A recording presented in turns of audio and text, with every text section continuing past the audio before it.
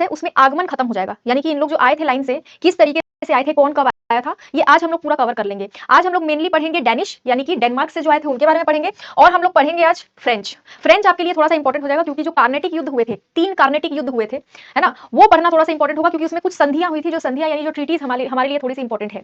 अब यहाँ पे गुड इवनिंग बेटा, है ना, गुड इवनिंग, ठीक है। चलो, और कल से रिलेटेड कोई डाउट हो तो वो भी पूछ सकते हो। तो रिकैप ऑफ प्रीवियस लेक्चर, यानी कल जो जो हमने पढ़ा है उसका थोड़ा सा ओवरव्यू देख लेते हैं। कल हमने क्या क्या पढ़ा था। कल हमने पढ़ा था तुम्हारा डच, ठीक है, डच के बारे में पढ़ा था, डच के बारे में हमने पूरा कवर कर लिया था। आज भी हम लोग जिस तरीके से हमने कल पढ़ा था ना, उसी तरीके से बिल्कुल कहानी की तरह इसको भी पढ़ते चलेंगे, क्योंकि क्या होता है ना, ये युद्ध वगैरह बच्चों को समझ में नहीं आते हैं, तो मैं उसको थोड़ा कहानी के फॉर्म में बताऊंगी, तुम लोग को दिक्कत नहीं होगी, तुम लोग टेंशन मत लो, ठीक है। गुड इवनिंग बेटा। डच हमने पढ़ लिया था, पूरा कवर कर लिया था, आगमन से लेकर पतन तक, ठीक है, आगमन से पतन तक, है ना, पतन तक हमने सब पढ़ लिया था कि किस तरीके से डच को यहां से भारत छोड़ के भागना पड़ा था। इसके बाद हमने क्या पढ़ लिया था, अंग्रेज। कौन से अंग्रेज, तो ये ब्रिटिशर्स, जो ब्रिटिशर्स भारत आए थे, ब्रिटिशर्स जो भारत आए थे वो भी हमने पढ़ लिया था कि ये किस तरीके से आए थे, ठीक है, इनका आगमन कैसे हुआ, इनका पतन तो नहीं हुआ था, आगमन पढ़ा है हमने, आके बस गए थे ये, इनका पतन नहीं हुआ था, इसलिए हमने पतन नहीं पढ़ा, ठीक है। अब आज हम क्या पढ़ने वाले हैं, आज हम पढ़ने वाले हैं, देखो, डेन्स का आगमन। डेन्स कहां से आए थे, डेनमार्क।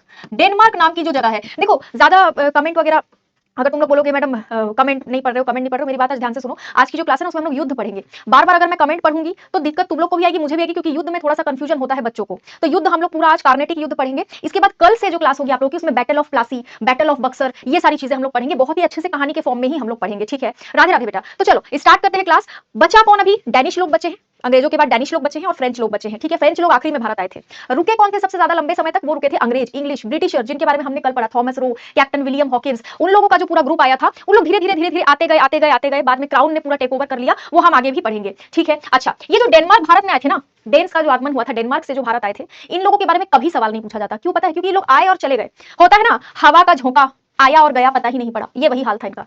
आए, रुके थे, ऐसा नहीं था कि रुके नहीं थे, रुके थे, काफी सालों तक रुके थे, यानी कि तुम अगर यहां पर देखोगे। अच्छा, टॉपिक्स देख लेते हैं पहले हम लोग, है ना। फ्रांसीसियों का आगमन पढ़ेंगे, भारत में फ्रेंच की प्राथमिकताएं पढ़ेंगे, युद्ध और पतन पढ़ेंगे। कौन से युद्ध पढ़ेंगे हम लोग, कार्नेटिक युद्ध, ठीक है, कार्नेटिक वॉर, तीनों कार्नेटिक वॉर हम आज के ही क्लास में कवर कर लेंगे। देखो बहुत ज्यादा नहीं खींचना है लड़ाई वगैरह, ये वाली फ्रेंच वगैरह की जो कार्नेटिक युद्ध है, बहुत ज्यादा खींचेंगे तो वही होगा कि ये घोड़े से गिर गया, वो गिर के मर गया, उसको पीछे से तलवार से मार दिया, उसको पीछे से पत्थर फेंक के मार दिया, इस टाइप से हम लोग नहीं पढ़ेंगे, वो बहुत बोरिंग हो जाएगा और तुम लोग को समझ में भी नहीं आएगा। हम लोग वो पढ़ेंगे जो एग्जाम पॉइंट ऑफ व्यू से इंपॉर्टेंट है, एकदम कहानी के फॉर्म में। तो देखो अब हम लोग पढ़ते हैं क्या, डेन्स। डेन्स कहां से आए भाई, डेनमार्क से, है ना। डेनमार्क नाम का देश कहां पे मिलेगा, कहां पे मिलेगा, मैप खोलना, मैप में नॉर्वे, स्वीडन और फिनलैंड देखना, उनके नीचे तुमको डेनमार्क दिखेगा। नॉर्वे, स्वीडन और फिनलैंड नाम का देश एकदम ऊपर में है, उनके नीचे तुमको आना पड़ेगा, नीचे की तरफ तुम जब देखोगे तो डेनमार्क मिलेगा तुमको, ठीक है। और डेनमार्क से जो है यहाँ पर डेन्स आए थे भारत, इन लोग भी व्यापार करने आए थे, इन लोग आए गए पता ही नहीं चला। डेनिश ईस्ट इंडिया कंपनी की स्थापना भारत में इन लोगों ने कब कर दी, 1616 में कर दी। क्या कर दी भाई, स्थापना कर दी। सोचे कि यार चलो व्यापार करेंगे, सबके सब ईस्ट इंडिया कंपनी ले लेके ही तो आते थे, सब ईस्ट इंडिया कंपनी लेके आते थे। इधर डच लोग आए थे, उन लोग भी अपना यूनाइटेड ईस्ट इंडिया कंपनी लेके आए, पोर्चुगीज लोग भी अपना एक कंपनी बसाने आए, इन लोग भी जो है डेनिश लोग भी यहाँ पर इस कंपनी की स्थापना करने आए। इन लोग का मेन बेस कौन सा, आज तक सवाल नहीं पूछा है, फिर भी जो है बता दे रही हूँ, सुनो। इनका पहला फैक्ट्री अगर पूछा जाएगा ना, ये जो पहला फैक्ट्री था, इनका पहला फैक्ट्री, ठीक है, पहला फैक्ट्री यानी पहला कारखाना कहां पे बसाया था, ट्रांकुबार। बहुत से लोगों को ट्रांकुबार पता नहीं होता, ये तुमको तमिलनाडु में मिलेगा। ट्रांकुबार में डेनिश लोगों ने पहली फैक्ट्री स्टैब्लिश की थी। भारत में 1616 में आ गए थे, लेकिन ये जो पहली फैक्ट्री की स्थापना है ये इन्होंने 1620 में की थी। 1616 में भारत आ गए थे, लेकिन 1620 में इन्होंने पहली फैक्ट्री की स्थापना जो है कहां पे की थी, ट्रांकुबार में की थी। ट्रांकुबार यानी कि अभी तमिलनाडु में ये वाला हिस्सा पड़ता है, समझ गए। उस जमाने में तमिलनाडु नहीं हुआ करता था। कार्नेटिक युद्ध जब बताऊंगी ना तो तुम्हारा दिमाग खराब हो जाएगा कि भैया हम तो आज का कर्नाटक दूसरा जानते हैं, कार्नेटिक युद्ध वो वाले कर्नाटक में थोड़ी हुआ था, वो मैं बताऊंगी तुमको। देखो प्रमुख क्षेत्र कौन सा था इनका, जो प्रमुख बेस था, जो इन्होंने अपना बेस बनाया था, बेस यानी कि जहां से इन लोग पूरा काम संभालते थे, वो इन लोगों ने बनाया था बंगाल में। बंगाल में एक जगह है जिस जगह का नाम है सेरामपुर। सेरामपुर या श्रीरामपुर भी इसको बोलते हैं। बंगाल में इन्होंने अपना बेस बनाया था, श्रीरामपुर में। उसी जगह से इन लोग ऑपरेट करते थे। बहुत ज्यादा फैले नहीं थे डेनिश लोग, डेनमार्क से जो आए थे ना बहुत ज्यादा फैल नहीं पाए थे उन लोग। क्यों, क्योंकि ऑलरेडी यहाँ पे जो है अलग अलग यूरोपियंस तब राज कर रहे थे, समझ गए क्या। 1620 के टाइम पे तो अंग्रेज आ चुके थे ना, भारत आ चुके थे ना, ठीक है। तो इन लोगों को जो है ज्यादा फैलने का टाइम नहीं मिला। डेनिश फैक्ट्रियां अंग्रेजों को इन लोगों ने बेच दी लास्ट में। काफी साल यहाँ पे रुके, उसके बाद बोला यार हो नहीं पा रहा है हमसे काम, समझ गए। उसके बाद इन लोगों ने बोला चलो यार छोड़ो हटाओ। 1845 तक आते आते इन लोगों ने अपना पूरा फैक्ट्री बेच दिया। और कुछ सालों के बाद 1845 के कुछ सालों के बाद यानी कि 1868 में इनका जो निकोबार वाला हिस्सा था, निकोबार वाले हिस्से में भी इनका कब्जा था। निकोबार भी इन्होंने अच्छा उधर नहीं लिखाएगा, निकोबार भी इन्होंने बेच दिया ब्रिटिशर्स को। किसको बेच दिया इन्होंने, निकोबार, ये भी इन्होंने ब्रिटिशर्स को बेच दिया, समझ गए। निकोबार में भी इनका बेस था। अब अगर क्वेश्चन आए, गलती से नहीं आता है वैसे डेनिश से क्वेश्चन, क्योंकि ये डेनिश लोग रुके नहीं थे ज्यादा टाइम तक, बेस नहीं बना पाए थे, है ना, तो ध्यान रखना इसको। अच्छा ठीक है, इसको थोड़ा सा ध्यान रखना, है ना। तो इन लोग बेच बाच के चले गए थे सब, ठीक है, समझ गए, सब बेच बाच के इन लोग जो है चले गए थे। 1745 बोल रहे हो, कौन है ये? साहिल कुमार। 1845 और 1868 रुके थे भाई, ऐसा नहीं है कि बिल्कुल ही नहीं रुके थे लोग, ठीक है क्या? तो निकोबार अगर पूछा जाए तो बोलना निकोबार भी जो है इन्हीं का बेस हुआ करता था, निकोबार भी इन्हीं का बेस हुआ करता था, फिर भाग गए थे। ज्यादा कुछ नहीं है ये, not important, this portion is not important, कभी भी नहीं पूछा जाता है एग्जाम में, तो भी थोड़ा सा ओवरव्यू ले लो। अब हम लोग आ जाते हैं फ्रेंच पे। कहाँ आ जाएंगे? कहाँ आ जाएंगे हम लोग? फ्रेंच पे आ जाएंगे। जरा तुम लोग पहले इसको पढ़ो, क्या क्या लिखा है। ज्यादा कुछ मैं लिखकर नहीं लेके आई हूँ, फिर भी थोड़ा सा पढ़ो, है ना। नाम लिखा है 2-3, देखना लिखा है, किसके नाम है ये? किसके नाम है ये? क्या लिख रहे हो? 1745, अरे 1845 है वो, 1745 नहीं है वो, ठीक है। क्या हो गया? 1868। 1868 में जो निकोबार वाला हिस्सा था ना, निकोबार वाला हिस्सा जहां पर डैनिश लोग रह रहे थे, फिर भी थोड़े बहुत डैनिश का वहां पर अधिकार था, वो वाले निकोबार के हिस्से को भी अंग्रेजों ने ले लिया, समझे। 1845 में डैनिश फैक्ट्रियां जितनी भी थी, चाहे वो श्रीरामपुर में हो, चाहे वो श्रीरामपुर में हो, चाहे वो तुम्हारा ट्रैंकुबार में हो, चाहे कहीं पर भी हो भारत में, सब बेच के अंग्रेज लोगों को इन लोग निकल गए। लेकिन इनके पास रह गया था कौन सा हिस्सा? इनके पास रह गया था निकोबार वाला हिस्सा। निकोबार वाला हिस्सा जो है इनके पास फिर भी रह गया था, उसको भी अंग्रेजों ने जो है ले लिया 1868 में, समझ गए। यानी 1868 में पूरा अंग्रेजों ने जो है इनका सारा जो है एरिया ले लिया था। ये थोड़ा सा ध्यान रखोगे, ठीक है क्या? कुछ डाउट है तो पूछ सकते हो, है ना। कोई डाउट है तो पूछ सकते हो, मैं रुकी हूं। एक आध बच्चे जो है वो, एक ही बच्चा है साहिल कुमार, वो 1745 लिख रहा है। देखो मैं जितने बच्चे बाकी के हैं मैं उनको कंफर्म कर दे रही हूँ ये चीज। 1745 मत लगाना, गलत हो जाएगा। 1845 और 1868 ही लगाना है। 1745 में डेनिश लोग भारत से नहीं गए थे। साहिल कुमार, इसको तुम करेक्ट करोगे, ठीक है। मेरे को ऐसा लग रहा है साहिल कुमार मेरे को पढ़ा रहे हैं, ठीक है। इसको करेक्ट कर लेना, साहिल कुमार 1745 नहीं होगा, 1845 में ही गए थे। बिल्कुल उसको गलत मत करना, गलत हो जाएगा वो, समझ रहे। चलो अब फ्रेंच में आ जाओ। डेनिश वेनिश छोड़ो, डेनिश वेनिश से क्वेश्चन नहीं आता है। हमारा मेन मोटिव क्या है? हमारा मोटिव ये नहीं है कि डेनमार्क वाले कब भारत में आए उसको पढ़ना, हमारा मेन मोटिव है एग्जाम निकालना। अगर एग्जाम में जो चीज पूछा नहीं गया है जीवन में कभी, तो उसको ज्यादा घुसना नहीं है उसमें, ठीक है। ऐसा कुछ बहुत बड़ा कांड यहाँ पे आके लोग किए नहीं थे जो इनके बारे में ज्यादा पढ़ा जाए, समझ गए। डेनिश लोग आए और डेनिश लोग चले गए, कोई मतलब नहीं है। 1845 ही लगाओगे, 1745 लगाओगे तो 0 बटे सन्नाटा मिलेगा, फिर मुझे मत बोलना, है ना। चलो फ्रांसीसियों का आगमन, एडवेंट ऑफ फ्रेंच। सबसे बड़ा कांड जो इन लोगों ने आके किया था ना, वो था कार्नेटिक का युद्ध, कार्नेटिक वॉर। कार्नेटिक वॉर, जिसको हम लोग हिंदी में कर्नाटक का युद्ध भी कहते हैं। क्या कहते हैं? कर्नाटक युद्ध भी कहते हैं। अब बोलोगे मैडम ये जो कर्नाटक है, क्या ये आज का कर्नाटक है?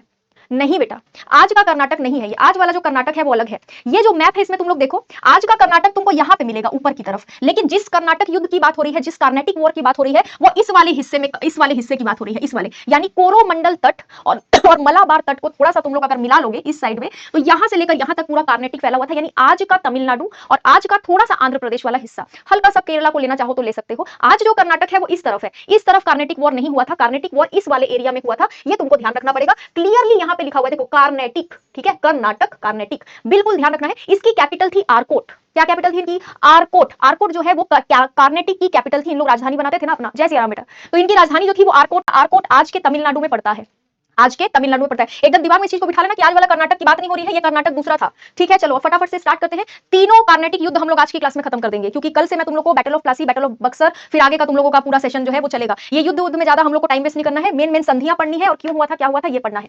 सबसे पहले देखो लुई 14, ये एक राजा था, ठीक है, फ्रेंच राजा था, है ना, फ्रेंच राजा था लुई 14। इसने बोला अपने फाइनेंस मिनिस्टर से, कौन सा मंत्री था ये, कौन सा मंत्री था? वित्त मंत्री था, ठीक है, वित्त मंत्री था लुई 14 का। इसने अपने वित्त मंत्री कोलबर्ट से बोला, किससे बोला? कोलबर्ट से। लुई ने अपने फाइनेंस मिनिस्टर कोलबर्ट से बोला कि भैया भैया अंग्रेज लोग तो चले गए हैं भारत में, हम लोग क्यों कुछ नहीं कर रहे हैं, हम क्यों यहाँ बैठे हैं यार, हमको भी तो जाना चाहिए ना। भारत में जो है पोर्चुगीज लोग चले गए, हमारे जो ब्रिटिशर्स हैं वो चले गए, लूट रहे हैं भारत को, तो हम यहाँ बैठे बैठे हाथ पे हाथ धरे क्या कर रहे हैं, चलो हम भी कुछ करते हैं। तो इसके मंत्री ने बोला ठीक है राजा भैया, चलो चलते हैं।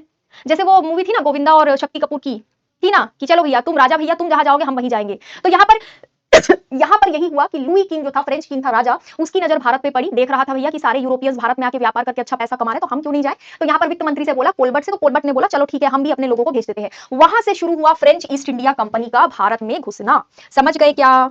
समझ गए क्या? वहां से इन लोग का भारत में एंटर करना स्टार्ट हुआ था, ठीक है। अब ध्यान से सुनते जाओ। इन लोगों को 50 साल का एकाधिकार दे दिया गया, मोनोपोली। एकाधिकार मतलब किस चीज का एकाधिकार? व्यापार करने के लिए, भारत में व्यापार करने के लिए 50 साल तक का एकाधिकार। उसके बाद उसको बढ़ाना नहीं बढ़ाना वो बात की बात है। स्टार्टिंग में कितने साल का दे दिया? व्यापार करने के लिए एकाधिकार दे दिया गया। एकाधिकार, एकाधिकार का मतलब क्या होता है पता है? मुझे मान लो अगर इस क्लास का एकाधिकार मिल गया है तो मतलब मेरी परमिशन के बिना इस जगह में कोई नहीं आ पाएगा। एक अधिकार, मोनोपोली। जैसे अभी होता है ना हमारा जो स्टेट बैंक ऑफ इंडिया है, हमारा जो क्या कहते हैं सेंट्रल बैंक है, ये सब सरकारी बैंक है ना। तो ये रेगुलेट कौन करता है? आरबीआई करता है भारत में। उसके बाद जितने प्राइवेट बैंक्स हैं, आरबीआई रेगुलेट करता है। आरबीआई को जो है हम लोग कह सकते हैं ना कि आरबीआई के पास इस चीज का एकाधिकार है कि वो बैंकों को रेगुलेट करेगा।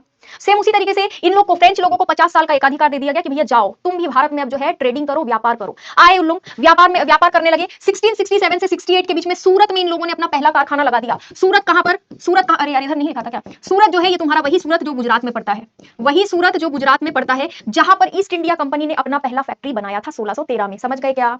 समझ गए क्या? तो सूरत में पहली फैक्ट्री इन लोगों ने भी, फ्रेंच लोगों ने भी सूरत में 1667 से 1668 में बनाई थी। इसको नोट कर लेना कहीं पर, ठीक है। आरबीआई के पास ऐसे नहीं अपन कह सकते कि बिल्कुल मोनोपोली है, लेकिन हम ये कह सकते हैं ना कि उसी के पास अधिकार है भारत के बैंकों को रेगुलेट करने का। मोनोपोली वर्ड आजकल हम लोग यूज इसलिए नहीं करते ना कि वो ब्रिटिशर्स लोग के जमाने का वर्ड है। मोनोपोली का मतलब बहुत कठिन हो जाता है कि मतलब मोनोपोली मतलब हमारे बिना कोई इस चीज को कर नहीं सकता, ये थोड़ा सा हो जाता है, ठीक है। इसलिए हम मोनोपोली वर्ड तो यूज नहीं करते, बट मैं समझाने के लिए तुमसे कह रही हूं कि आरबीआई के पास ये पावर है ना, तो वैसा समझ सकते हो तुम, ठीक है। अब आगे देखो, अब आगे क्या हुआ? इन लोगों को मिल गया एक अधिकार 50 साल का। इन लोगों ने सूरत में आके अपनी फैक्ट्री बना ली, कर ली एस्टैब्लिश सूरत में। अब 1669 में इन लोगों ने दूसरी फैक्ट्री बनाई, कहां पे? मसूलीपट्टनम में। दूसरी फैक्ट्री कहां पे बनाई? मसूलीपट्टनम में। यानी मसूलीपट्टनम जो आंध्र प्रदेश वाली जगह है, वो चाहे तुम डच का कह लो, चाहे तुम पुर्तगालियों का कह लो, चाहे तुम अंग्रेजों का कह लो, सब लोगों ने इस जगह को बहुत महत्व दिया। सूरत को भी अंग्रेजों ने बहुत महत्व दिया। उसके बाद बंगाल को भी बहुत सारे लोगों ने बहुत महत्व दिया। यानी ये तीनों जो जगह थी, ये शुरू से जो है इंपॉर्टेंट रही है। तो ध्यान रखना, इन लोगों ने मसूलीपट्टनम जो तुम्हारा आंध्र प्रदेश में पड़ता है, आंध्र प्रदेश में, ठीक है, उस जगह में भी इन लोगों ने अपनी फैक्ट्री स्टैब्लिश की थी। इन लोगों का काम खाली फैक्ट्री स्टैब्लिश करने से चल नहीं रहा था, जानते हो। इन लोगों को दिक्कत होने लगा। 1673 से 74 के बीच में पौंडीचेरी और चंद्रनगर में फ्रांसीसी बेस बना। यानी कि पौंडीचेरी तो आखिरी तक फ्रांसीसी बेस ही था। फ्रेंच लोग पौंडीचेरी से ही, जो आज का पुडुचेरी है ना, वहीं से तो ऑपरेट करते थे, पता है ना। पौंडीचेरी फ्रेंच बेस था वो, ठीक है। लेकिन ये चंद्रनगर कहां पर है? पौंडीचेरी तो हमको पता है, चंद्रनगर जो है बंगाल में। बंगाल का जो ये चंद्रनगर है, इसको इन लोगों ने अपना बेस बनाया था, इंपॉर्टेंट बेस था ये इनका, ठीक है। यहीं से इन लोग सारा कामकाज देखते थे, है ना। सारा कामकाज जो है फ्रेंच का, किसका? फ्रेंच का जो है यहीं से चलता था। मतलब की 1613 में था तो 1667 में क्यों फिर? राहुल कुमार, अरे 1613 में तो उन लोग का था ना, ब्रिटिशर लोगों का, मेरे भाई, ब्रिटिशर लोग का था। वो आया था जो नहीं आया था कल, रोज आया करो क्लास में। कल ही तो बताया कि अंग्रेज जो ब्रिटिशर जो भारत आए थे 1600 में, उनको उन लोगों ने सूरत में अपना फैक्ट्री बनाया, बालासोर में, उड़ीसा में बनाया, बाद में साउथ में बनाया। ये बात हो रही है किनकी? ये तो फ्रेंच की बात हो रही है ना। फ्रेंच लोगों ने भी बनाया, इसीलिए फ्रेंच लोगों ने जो है कब बनाया? राहुल समझ गए? डाउट तो नहीं है? डाउट हो तो पूछ लेना, ठीक है। ऐसे ऐसे वाले डाउट आए ना तो पूछ लिया करो, गुड, ऐसे पूछना चाहिए, ठीक है। सूरत क्या था ना, सभी के लिए इंपॉर्टेंट था, तो सूरत में जा जाके सभी लोग फैक्ट्री बनाना चाहते थे। समझ गए क्या? तो पौंडीचेरी तो था ही इनका, पौंडीचेरी लास्ट तक था। चंद्रनगर बंगाल में पड़ता है, यहां पर से इन लोग सारा कामकाज, यानी कि इनका बेस यहीं पे था, यहीं से लोग सारा काम संभालते थे। अब ये जगह खटकने लगी किसको? अंग्रेजों को। पौंडीचेरी खटकने लगा किसको? अंग्रेजों को, समझे। अब तुम एक बात बताओ, 1673 से 74 की बात हो रही है ना। अंग्रेज लोग इस समय भारत में ही थे, उन लोग को अच्छा लगेगा क्या कि उन लोग इतने लोगों को भगाए, इतनी मुश्किल से भगाए, और धीरे धीरे फिर से और दूसरे यूरोपियंस आते जा रहे हैं, उनको पसंद आएगा? नहीं आएगा, सिंपल सी बात है, तो नहीं आएगा पसंद, है ना, उनको पसंद नहीं आया। अब यहां पर देखना, वर्चस्व के लिए जो स्ट्रगल है वो स्टार्ट हो गया। वर्चस्व के लिए जो स्ट्रगल है इनके बीच में वो शुरू हो गया। और ये जो वर्चस्व के लिए शुरू हुआ स्ट्रगल, किसके किसके बीच में हुआ? अंग्रेज, है ना, अंग्रेजों के बीच में और फ्रेंच के बीच में। और यही स्ट्रगल बाद में रूप ले लिया किसका? बाद में किसका रूप ले लिया? ये बाद में रूप ले लिया तुम्हारा कार्नेटिक युद्ध का। कार्नेटिक युद्ध, अब देखोगे कार्नेटिक युद्ध के ईयर्स लिखे हुए हैं, मैं यहां से शुरू करूंगी। फ्रांसीसियों के आगमन में तुम्हारा आएगा कार्नेटिक युद्ध। दुश्मनी के पीछे क्या कारण था? सबसे बड़ी बात है कि कार्नेटिक युद्ध आखिर हुआ क्यों? क्या सिर्फ यही रीजन था कि भारत में फ्रेंच आकर अपना बेस अलग अलग जगह में बना रहे थे, फैक्ट्री अलग अलग जगह में बना रहे थे? सूरत में उसी जगह फैक्ट्री बना ली जिस सूरत में अंग्रेजों ने 1613 में फैक्ट्री बनाई थी, उनसे कॉम्पिटिशन करने लगे, क्या यही बात थी? सूरत इंपॉर्टेंट क्यों था? सूरत इंपॉर्टेंट इसलिए था क्योंकि वहां से आसानी से ट्रेडिंग हो सकती थी। सूरत गुजरात में है, और गुजरात में जो है तुम्हारा समुद्री इलाका पड़ता है, कोस्ट लाइन पड़ता है गुजरात में, वहां से व्यापार हो सकता है दूसरे देशों में। उस जमाने में जहाज से व्यापार हुआ करता था। किससे व्यापार हुआ करता था? जहाज से। आशीष प्रसाद, कोई बात नहीं बेटा, मेरा भी हिस्ट्री बहुत वीक था, मेरे को हिस्ट्री में इंटरेस्ट नहीं आता था बचपन में। मैं जब वॉर वगैरह देखती थी ना, हिस्ट्री की किताब में मैं रोती थी, पता है, मेरे को कुछ समझ में नहीं आता था। धीरे धीरे स्ट्रॉन्ग हो जाएगा, इसलिए मैं अपने आप को तुम लोगों की जगह रख के देखती हूँ, इसलिए मैं ऐसे पढ़ा रही हूँ, पता है, कि भैया तुम लोग को थोड़ा सा आसान भाषा में समझाओ तो तुम लोग को कहानी की तरह समझ आए चीजें। मेरे को भी दिक्कत हुआ था, ऐसी बात नहीं है, ठीक है। हाँ, है ना। लास्ट पॉइंट कौन सा? लास्ट पॉइंट ये वाला वर्चस्व के लिए संघर्ष का मतलब है, पहले से अंग्रेज लोग भारत में इस टाइम तक स्टैब्लिश हो चुके थे ना, 1673 से 74, 1600 में चले आए थे लोग, 1600 में चले आए थे अंग्रेज लोग भारत।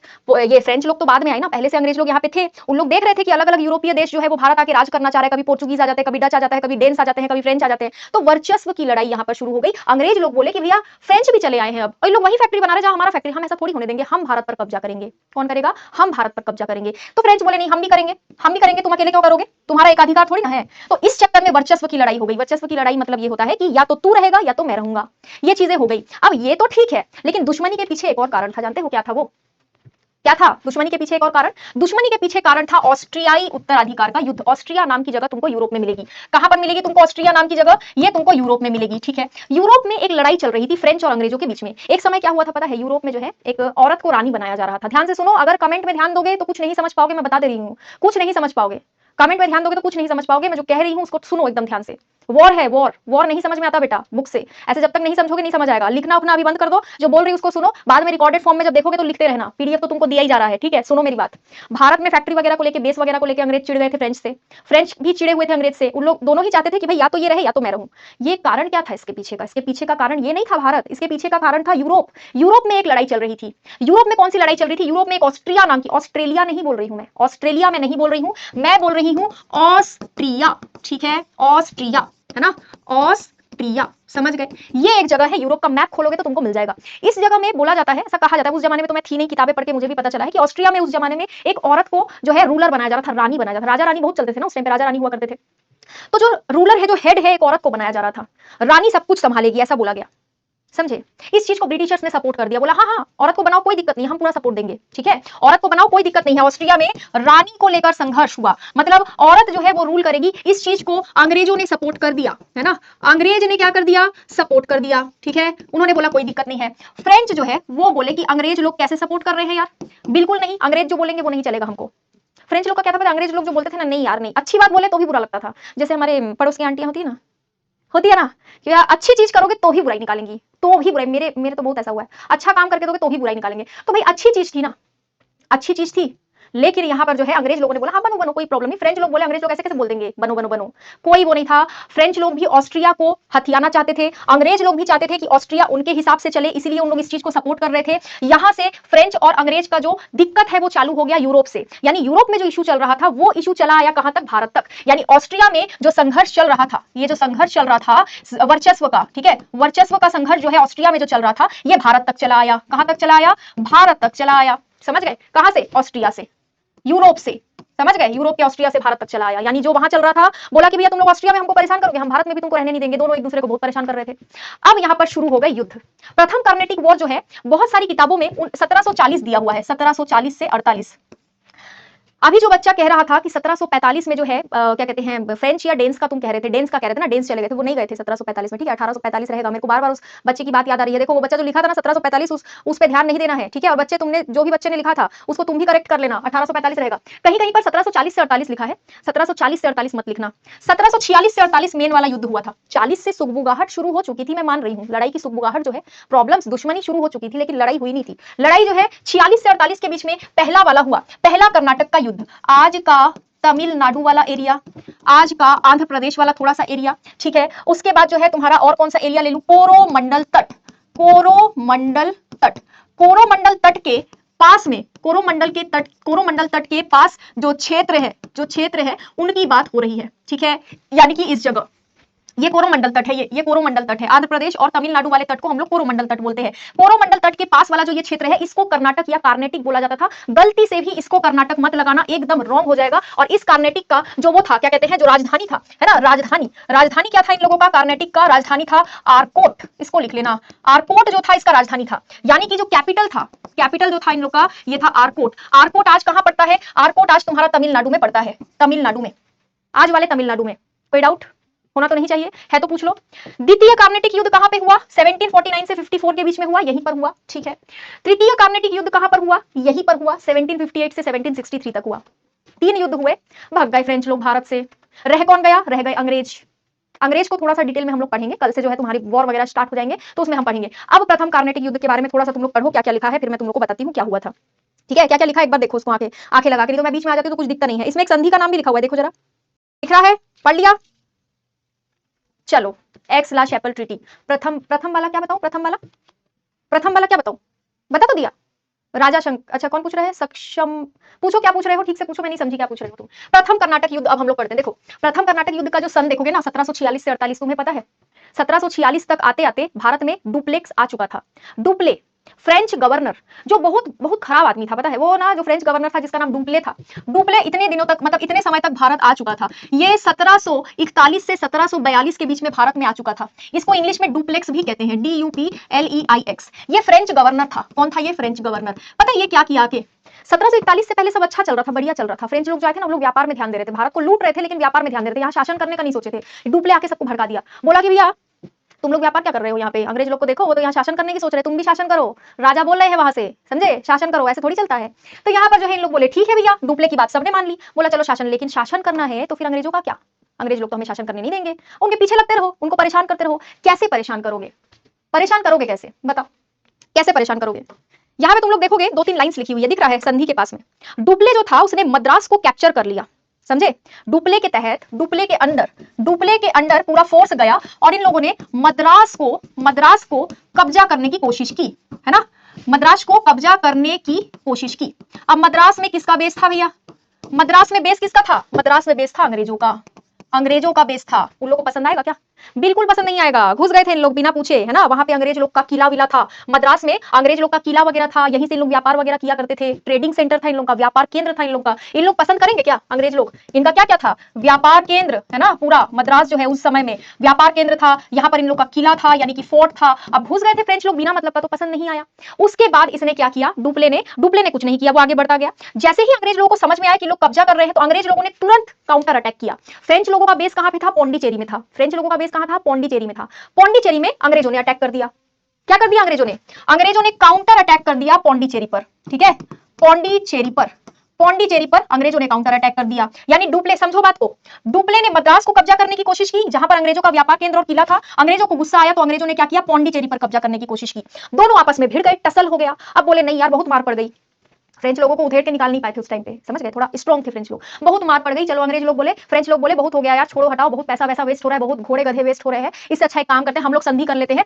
एक्स लास्ट चैपल की संधि हुई, एक्स लास्ट चैपल की संधि हुई, जिस संधि के तहत क्या हुआ, संधि क्या होता है, समझौता होता है कि भैया ठीक है, लड़ लिए हैं, मर गए हैं, भिड़ गए हैं, एक काम करते हैं, चलो समझौता कर लेते हैं, जो मरे सो मरे, हमारा क्या जा रहा है, हमारा जो अभी पैसा जा रहा है वो अब हम जाने नहीं देंगे, इसके लिए हम संधि कर लेते हैं। संधि में क्या हुआ, आओ मिल बैठेंगे दो यार मिल बैठे, फ्रेंच मिल बैठे और यहाँ से अंग्रेज मिल बैठे, इन लोगों ने संधि कर ली, एक्स लास्ट चैपल की संधि, जिसके तहत मद्रास अंग्रेजों को वापस दे दिया फ्रेंच ने। किसने दे दिया, फ्रेंच ने, है ना, फ्रेंच ने मद्रास अंग्रेजों को वापस कर दिया। जो मद्रास डुप्ले के तहत, डुप्ले के होते हुए, डुप्ले के लीडरशिप में छीन लिया गया था, कब्जा कर लिया गया था, वो मद्रास वापस दे दिया गया फ्रेंच अंग्रेजों को, फ्रेंच के द्वारा। और साथ में क्या किया गया, इसके बदले में फ्रांसीसियों को उत्तरी अमेरिका के क्षेत्र भी दे दिए गए, समझ गए। फ्रेंच ने जब दे दिया तुम्हारा एरिया, फ्रेंच ने जब तुम्हारा एरिया दे दिया, तो भैया तुम थोड़ी ना उनका एरिया दूसरे देश में रखोगे। कनाडा वाले एरिया में, नॉर्थ अमेरिका वाले एरिया में भी दिक्कत चल रहा था। उत्तरी अमेरिका के जो देश है ना, कनाडा वगैरह में भी इन लोग का वॉर चल रहा था। जैसे यूरोप के ऑस्ट्रिया में चल रहा था ना फ्रेंच और अंग्रेजों का वॉर, वैसे ही कनाडा में भी इन लोग को दिक्कत चल रहा था।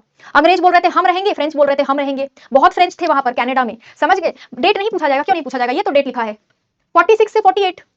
पहला कार्नेटिक युद्ध 48 तक हुआ ना, बताया तो है मैंने, ये देखो 46 से 48, कार्नेटिक युद्ध 48 तक हुआ, ठीक है क्या, 58 नहीं 48। तो ये ट्रीटी वगैरह भी उसी टाइम तो हुई होगी, समझ गए। थोड़ा सा तुम लोग को कॉमन सेंस लगाना पड़ेगा, बिल्कुल छोटे छोटे बच्चों की तरह हरकत नहीं करनी है, ठीक है क्या। जो मैं पढ़ा रही हूँ उसको ध्यान से पढ़ो, सन वगैरह मैंने पहले लिख दिया है, ध्यान से देखो इसको, इधर क्या बोल रही हूँ मैं। मद्रास जो है वो हैंड ओवर कर दिया गया फ्रेंच द्वारा, किसको, अंग्रेजों को, और उसके बदले में फ्रांसीसियों को, जो उत्तरी अमेरिका में इन लोग का वॉर ऑफ सक्सेशन चल रहा था, उस उत्तरी अमेरिका वाले क्षेत्र में जो है फ्रांस का जो एरिया था वो फ्रांस को वापस कर दिया गया, समझ गए क्या।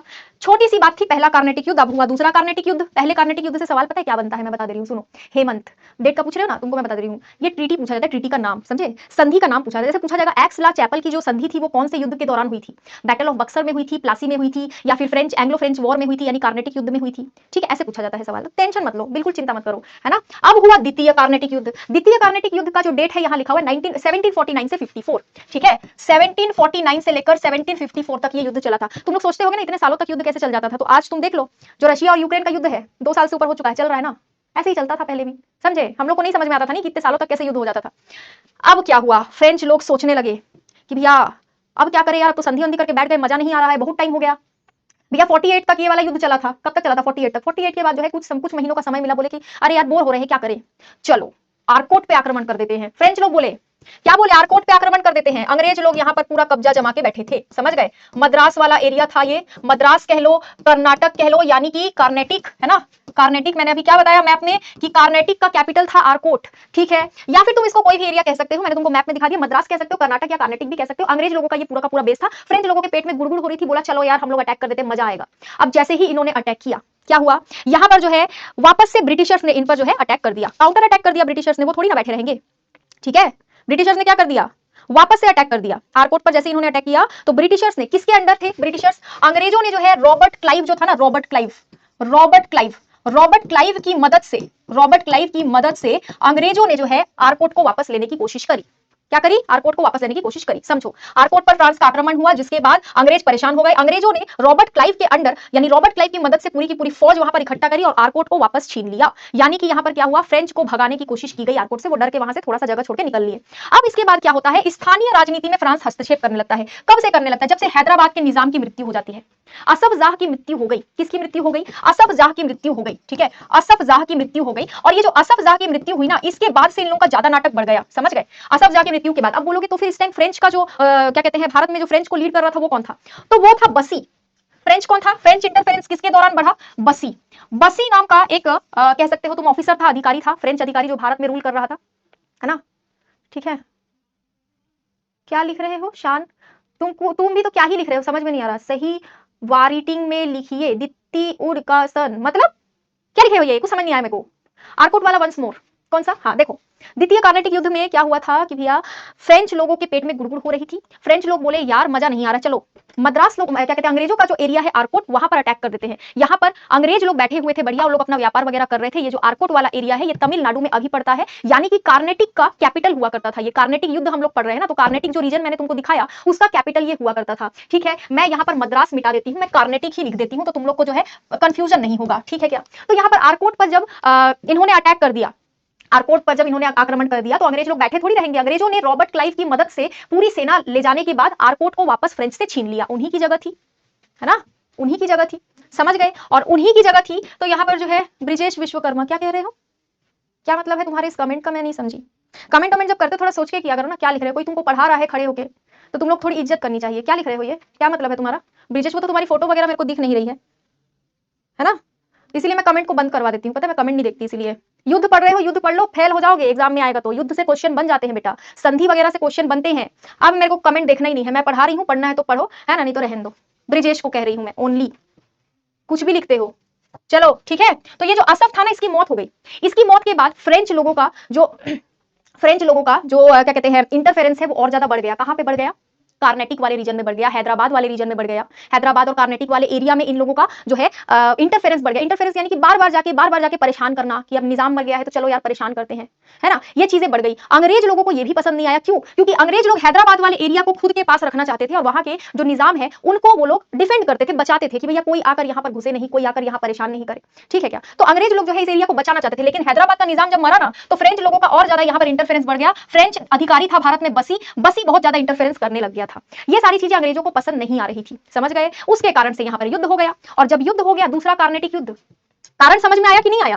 पहला कारण था कि आरकोट पर फ्रांस का आक्रमण हो गया, आरकोट अंग्रेजों का बेस था। अंग्रेजों ने आरकोट को वापस लेने के लिए रॉबर्ट क्लाइव के तहत फौज भेजी, रॉबर्ट क्लाइव के साथ में पूरी फौज आरकोट में भेजी और आरकोट को वापस ले लिया। तभी भी फ्रेंच लोगों का मन नहीं माना। फ्रेंच लोगों ने एक बसी नाम के अधिकारी के साथ में मिलकर भारत के हैदराबाद के निजाम वाले एरिया में जो है, जब निजाम की मृत्यु हो गई, तो निजाम का जो एरिया था वहां पर बसी के साथ में बाकी के फ्रेंच लोग बार बार इंटरफेयर करने लगे कि तुम्हारे यहाँ कौन आ रहा है, कौन जा रहा है, हमको बताओ, क्यों आ रहा है, क्यों जा रहा है, हमको बताओ। बार बार नाक घुसाने की कोशिश कर रहा था। तो अंग्रेज लोगों को पसंद नहीं आया। लोग बोले भैया तुम हैदराबाद वाले एरिया में क्यों घुस रहे हो, जाके आरकोट में तुम घुसे थे तो तुमको जो है क्या कहते हैं सेकंड कार्नेटिक वॉर, देखो यही है सेकंड कार्नेटिक वॉर, ठीक है। रॉबर्ट क्लाइव के तहत आरकोट को वापस लिया गया। अब थोड़ा सा ध्यान देना, इतना सब कुछ हुआ ना, इतना सब कुछ, लड़ाई लड़ाई लड़ाई लड़ाई लड़ाई, तो यहाँ पर जो है फ्रेंच लोग जो बैठे थे फ्रांस में, उन लोग बोले कि बस अब बहुत हो गया, अब बहुत हो गया, अब डुप्ले को वापस बुला लो। अब बोलोगे मैडम डुप्ले को क्यों बोल रहे हो आप, यहाँ तो बसी की बात हो रही है ना। अरे बसी अधिकारी था, बसी अधिकारी था, डुप्ले तो उन लोग का गवर्नर था ना, जो गवर्नर बोलेगा वही तो अधिकारी करेगा। तो मेन जड़ जो था वो डुप्ले था। जब से डुप्ले आया था वो बार बार पहला कार्नेटिक युद्ध का कारण भी डुप्ले ही था, दूसरे कार्नेटिक युद्ध का कारण भी वही था। एक तरह से तुम कह सकते हो कि डुप्ले के चक्कर में ही दूसरा कार्नेटिक युद्ध हुआ, समझ गए क्या।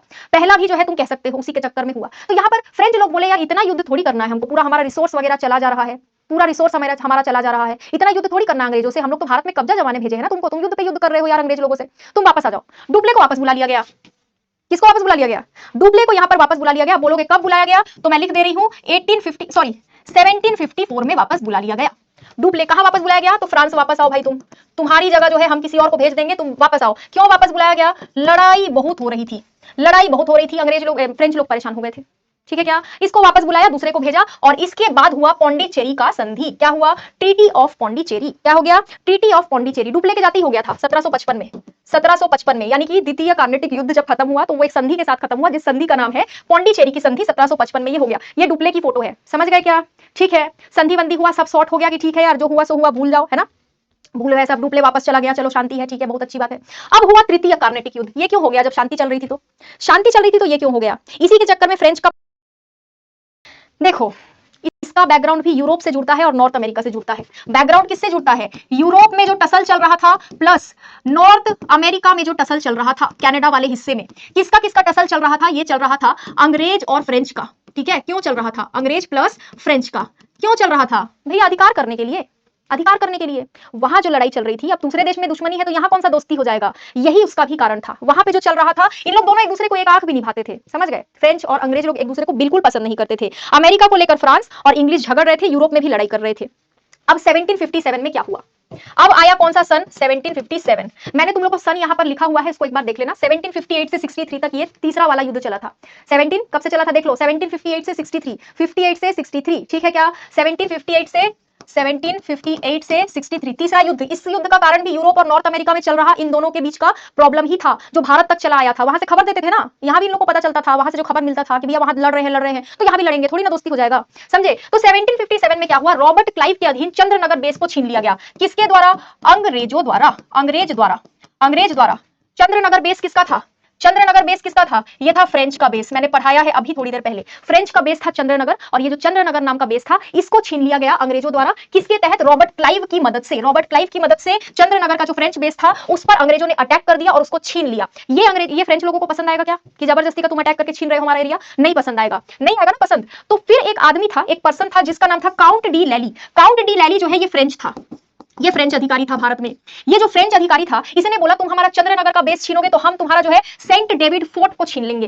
किसको छीन लेंगे? सेंट डेविड फोर्ट को जो है हम तुम्हारा छीन लेंगे, समझ गए? सेंट डेविड फोर्ट जो है ये तुम्हारा आज के चेन्नई वाले हिस्से में मिलेगा। ये जो किला है ना, ये किला है, ठीक है, ये जो किला है ये आज के चेन्नई वाले हिस्से में तुमको मिलेगा। हम तुम्हारे सेंट डेविड किले को छीन लेंगे। सिंपल सी बात है। जो बच्चे वंस मोर बोल रहे हैं वो मैं बताऊंगी, फिर से बताऊंगी। आज क्या है, टाइम थोड़ा सा कम है, अब देखो टाइम भी हो रहा है, तो आज इतना पढ़ लो। नहीं समझ में आया होगा तो कल फिर से रिपीट कर दूंगी, कोई दिक्कत नहीं है। ये तृतीय कार्नेटिक युद्ध में दिक्कत आ रहा है क्या तुम लोग को? मैं कल फिर से इसी स्लाइड को एक्सप्लेन कर दूंगी, बिल्कुल चिंता मत करो, ठीक है क्या? किसी किसी बुक में 1756 दिया है, क्या चीज?